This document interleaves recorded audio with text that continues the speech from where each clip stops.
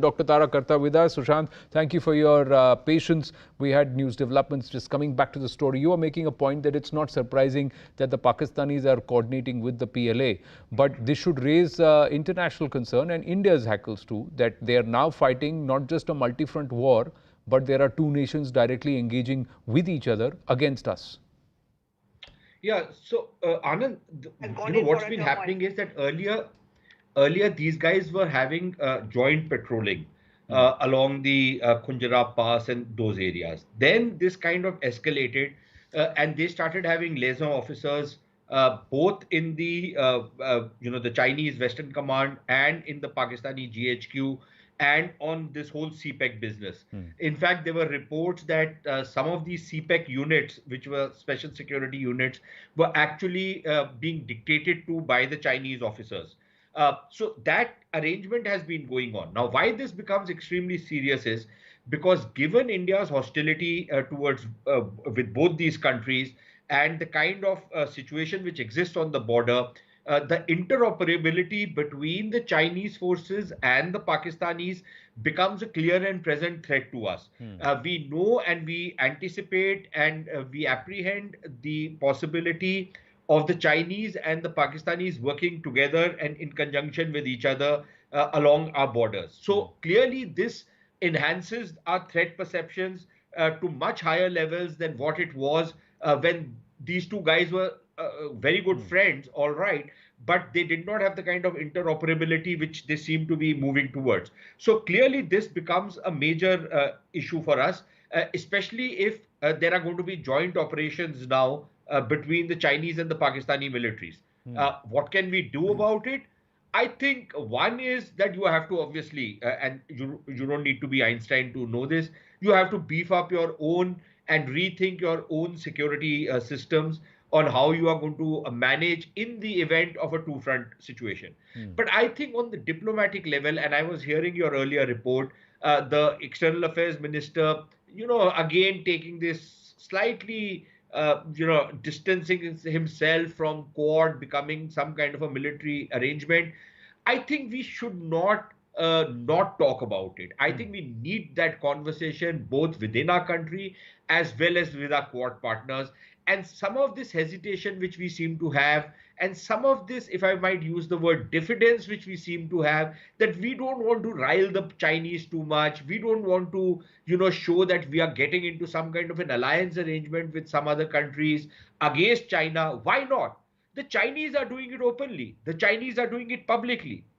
So this hesitation which we have, this reluctance which we have, I really wish somebody would explain what is the reason why we are going down that path. True. It's not as though the Chinese are going to be well disposed towards us if we are not going to get into these arrangements. That's not happening. We've tried it for so many years, for decades actually, and yet we've seen the bloody mindedness on the Chinese side. So should we not rethink also our diplomacy, just as we need to rethink our defense posturing? And I think that is a question which the people making policy need to dwell upon. True, but is it only messaging towards China, or is it some other nations which will have concerns if we are seen overtly close to an America-driven alliance, and will that be weaning us away from? But isn't that what diplomacy is all about? Correct. That if you have some of your other partner countries, for example, the Russians, who are going to be very concerned if we are getting into a closer arrangement with, or even a military alliance with the Americans. The Americans will have concerns if we continue our relationship with the Russians. The Russians will have concerns.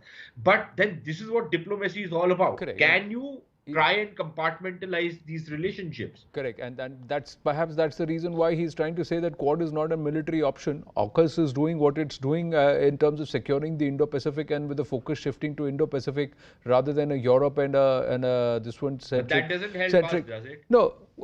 We don't know where it is going to play out, perhaps, but the fact is that the Chinese are riled up about Quad. The amount of noise the Chinese have made about Quad and that they try to, push it down and put it down itself shows that they are upset and they are afraid, they are worried about Quad coming together. But Dr. Tara Karta, when the Afghans turn around and say no more airstrikes on our soil, then it is for them to look at it.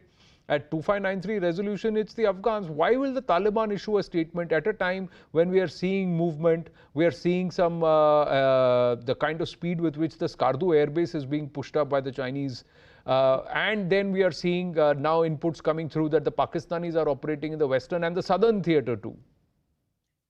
No, the fact that what you said earlier about the Chinese build-up along the LAC is obviously like also that you said correctly. It is largely, not entirely, but largely in reaction to the Quad. There is no doubt about that. And the fact that they are going to use, I mean, these are potentially very, very dangerous for us if Skardu airfield is going to be used by these people in case tensions arise. So there is, the problem is that this China has no friends, right? It has, the US has this network of allies, partners, people they work with. China has nobody except these two dependencies, which is Pakistan and North Korea. So they are in this position where they seem to be fighting with everybody. It's all around the place that they got this thing going on. So in such a situation, they see everything as a threat. I mean, you've also seen and it's constant. Even in August, you had that incursion into that Barhoti area, I think, in Uttarakhand, where that came. And that followed what? That followed a Chinese, substantial presence being beefed up about, say, just across that. They had increased their barracks, they increased the units being stationed there. So the moment that happens, immediately it's a natural outcome. The face-off between troops increase, and this time with more than 100 Chinese troops. Yeah, they came on horseback. Yes, exactly. So as this progresses, as more and more troops and more stations, more of these units come forward, the face-off between your troops is going to increase. That is a given. And like we said, we have to be prepared for that. True. On the Quad aspect, I would disagree with Sushant, mainly because the shouting about Quad, about it's a security angle, it's an Asian NATO, which unfortunately is being picked up by a lot of people here. That is coming from China. They are the ones who are saying that this is a security organization. And this time's Quad meeting, where you had a US administration official saying Quad is nothing about security. That was said in absolute black and white, and the Chinese should understand that.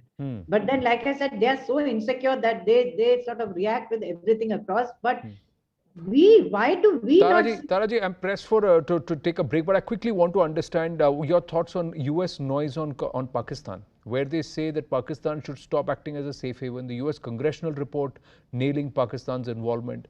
Do you think there will be a shift in their posture, that beyond the noise there will be some action too against the Pakistanis? Well, one hopes that they will act against the Haqqanis and so on, and with airstrikes. But we've seen this so often, Anand. They'll go back and say all sorts of things about Pakistan, and nothing happens. I mean, where they are still the largest aid provider for Pakistan. Why doesn't that change? Correct. So I don't know if it changes. Well, great. I mean, the Pakistanis are worried. There's no doubt at all that they are worried that they are going to get. They're saying we are the scapegoats. They're not the scapegoats. They are the architects of all this. But let's hope. But I don't hold a lot of hope. No. Arsonist and not the firefighter. Sushant Sareen, Dr. Tara Karta. Thank you very very much.